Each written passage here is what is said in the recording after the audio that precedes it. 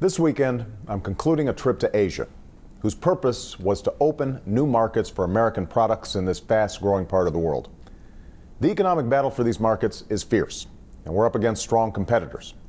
But as I've said many times, America doesn't play for second place. The future we're fighting for isn't as the world's largest importer, consuming products made elsewhere, but as the world's largest manufacturer of ideas and goods sold around the world. Opening new markets will not only help America's businesses create new jobs for American workers, it will also help us reduce our deficits, because the single greatest tool for getting our fiscal house in order is robust economic growth. That kind of growth will require ensuring that our students are getting the best education possible, that we're on the cutting edge of research and development, and that we're rebuilding our roads and railways, runways and ports, so our infrastructure is up to the challenges of the 21st century. Given the deficits that have mounted up over the past decade, we can't afford to make these investments unless we're also willing to cut what we don't need. That's why I've submitted to Congress a plan for a 3-year budget freeze, and I'm prepared to offer additional savings. But as we work to reform our budget, Congress should also put some skin in the game. I agree with those Republicans and Democratic members of Congress who've recently said that in these challenging days, we can't afford what are called earmarks. These are items inserted into spending bills by members of Congress without adequate review.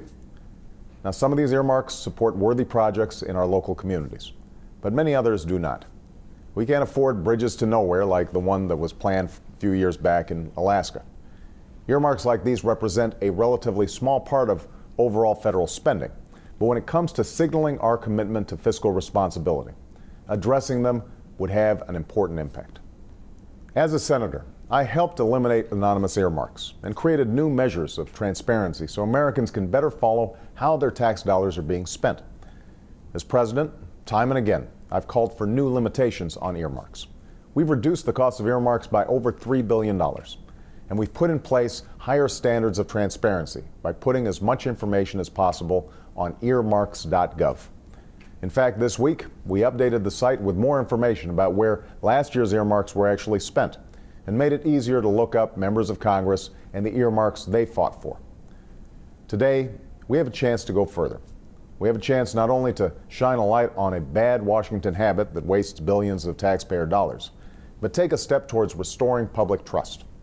We have a chance to advance the interests not of Republicans or Democrats, but of the American people, to put our country on the path of fiscal discipline and responsibility that will lead to a brighter economic future for all.